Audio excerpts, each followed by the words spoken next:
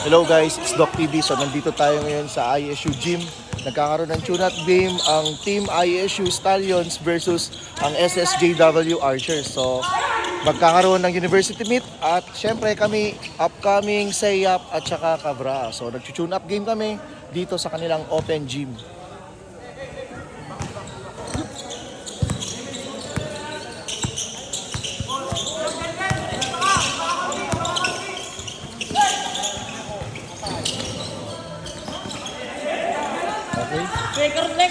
Rebound, Malanati, Tichage, point guard, Blanza. Oh, balik yung Malana ang bola.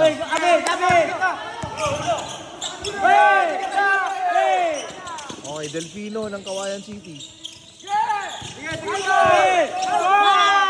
Okay, turnover tayo. Nandito rin pala, Sera ng Team Tichage. Team ISU yung mga yan.